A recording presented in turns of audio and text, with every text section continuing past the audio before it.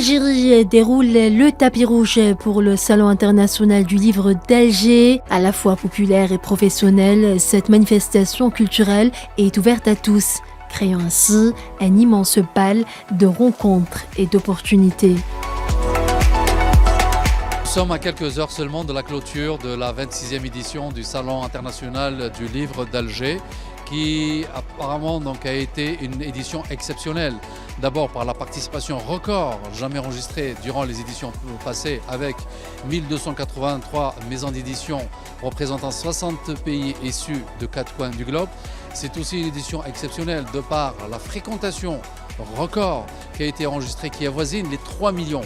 Donc c'est un chiffre jamais enregistré durant les éditions précédentes, avec des pics journaliers, notamment la journée du 1er novembre, avec une fréquentation ayant dépassé les 670 000 visiteurs. La même chose aussi pour le 2 novembre et aussi le 3 novembre, qui ont dépassé largement les 600 000 visites enregistrées au quotidien.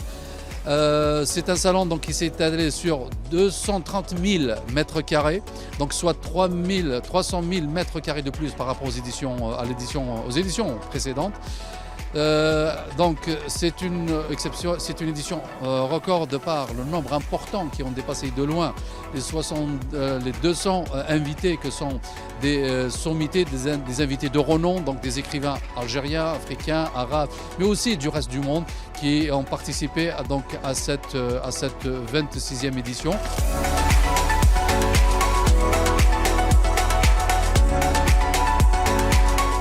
Les portes du SILA 2023 sont à peine ouvertes que le public est déjà là en grand nombre.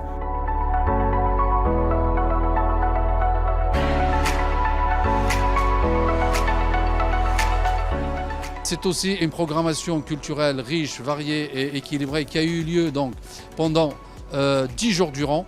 Les salles n'ont pas désempli pendant toute la période du salon. Cela prouve quand même l'intérêt et l'importance des thématiques qui ont été choisies à l'occasion de cette 26e édition.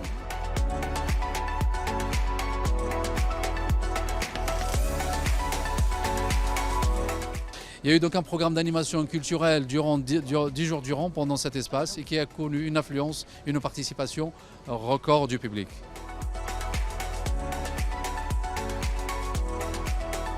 Carton plein et cap sur l'Afrique pour le Salon international du livre d'Alger. Est en train d'écrire l'histoire de l'Afrique. Et il n'y a que par les Africains que ça peut se faire. Le Salon international du livre est l'occasion de partage, d'échange avec différentes nations, avec différents peuples. Si vous avez constaté durant le salon, on a eu des Maliens, des Burkinabés, des Togolais, des Mauritaniens, il y a eu beaucoup de monde. Donc c'est vraiment un moyen d'échange, de partage et ça ne peut que faire du bien à l'Afrique.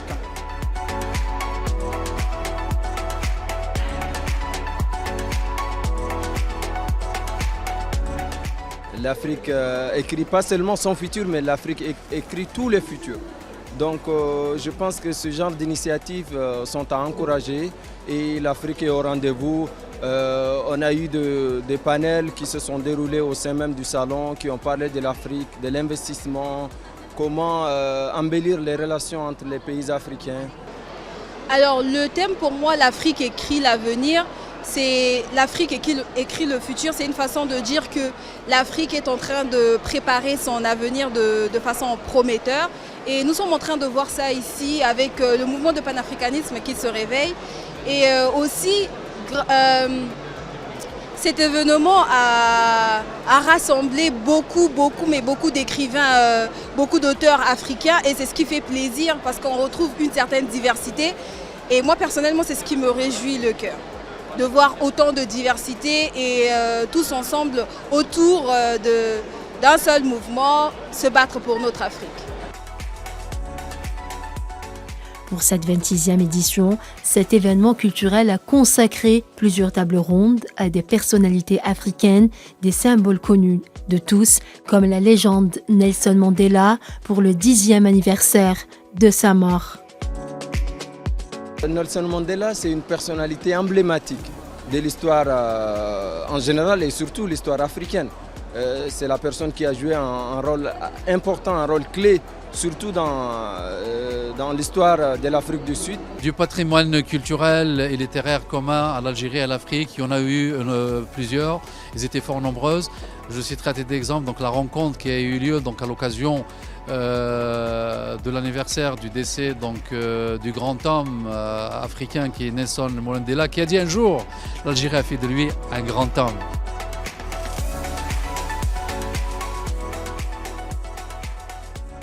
Place centrale pour la littérature palestinienne, le SILA 2023 abrite un espace dédié à la Palestine occupée à travers des rencontres mettant en avant la cause palestinienne et les sacrifices consentis par les Palestiniens contre l'occupation sioniste.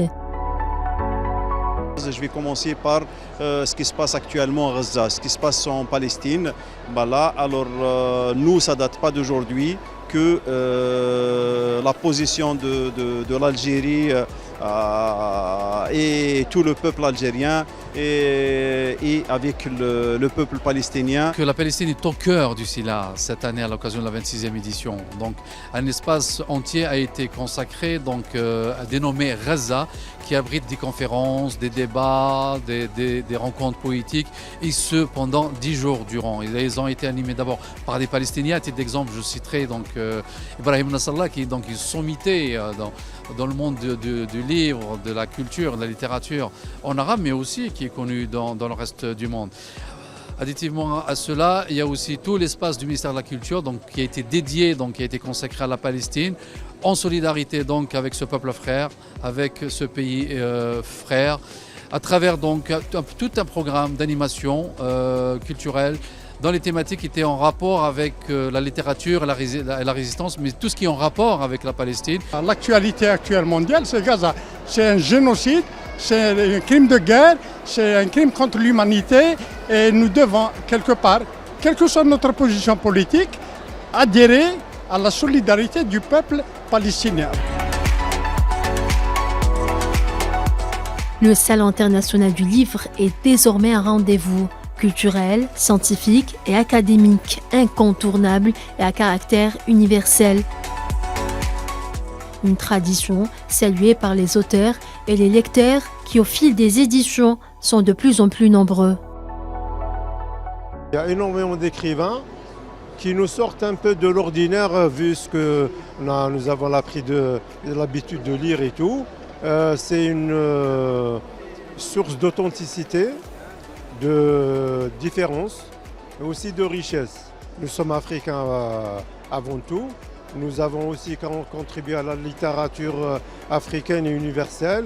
Et donc c'est une opportunité extraordinaire qui s'offre à nous en ayant cet espace africain. D'ailleurs, il est très joli, hein. C'est très très bien fait. C'est quelque chose qu'il faudrait peut-être répéter aussi. Et franchement, c'est un vrai plaisir d'être ici et de faire le tour des stands, de rencontrer des personnes. Surtout que personnellement, en tant qu'auteur, c'est ma première. Ça me fait énormément plaisir. Actuellement, ou du moins le peuple africain a pris conscience de ses valeurs, de ses compétences et de ses richesses. Il a pris conscience de la recherche de son autonomie qui va lui permettre de se dégager de l'emprise de l'Europe. Ce salon a permis aux visiteurs de découvrir de nouveaux horizons et même de rencontrer en personne les auteurs de leurs livres favoris. Aujourd'hui, nous voilà dans la foire algérienne. C'est une foire qui participe vraiment au développement et privilégie également la culture algérienne. Ça permet aux jeunes, ainsi également à nos anciens qui sont ici, et également de faire valoriser la culture africaine de manière globale. Juste de permettre aux jeunes de venir visiter les lieux et voir les expositions qui se passent ici. Et il y a beaucoup d'auteurs qui font leurs expositions et ça permet également aux jeunes d'acheter et voir carrément que l'Afrique a un potentiel, que l'Afrique est vraiment un continent qui est plein de ressources. Et ça permettra vraiment de valoriser notre culture de manière générale. Donc on est venu aujourd'hui pour la foire du livre. C'est un rendez-vous qu'on attend toujours chaque année. Donc, parce qu'il n'y a pas énormément de bibliothèques, de la disponibilité du livre ici en Algérie. Et du coup, le thème aussi Le thème aussi qui est très intéressant par rapport à l'Afrique. Donc on est venu pour pouvoir découvrir cette culture, surtout la lecture africaine et le livre africain beaucoup plus. Entre explications de leur activité et échanges avec le public, les écrivains se sont prêtés avec plaisir au jeu du micro.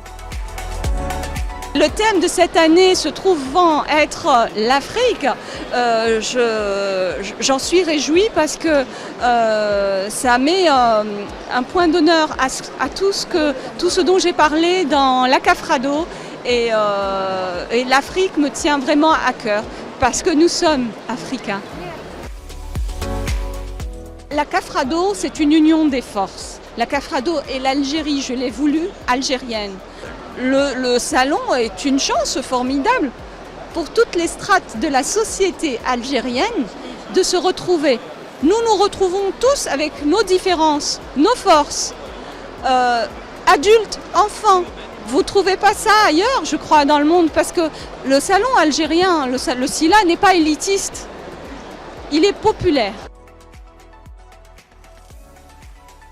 Le SILA 2023 a été un espace dédié à l'échange et à la découverte où les amateurs de littérature ont pu rencontrer leurs auteurs préférés, discuter avec des experts de la production du livre et explorer les dernières tendances.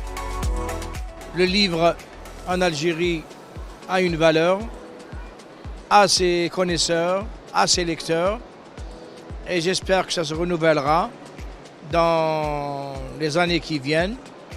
Encourager les jeunes qui écrivent.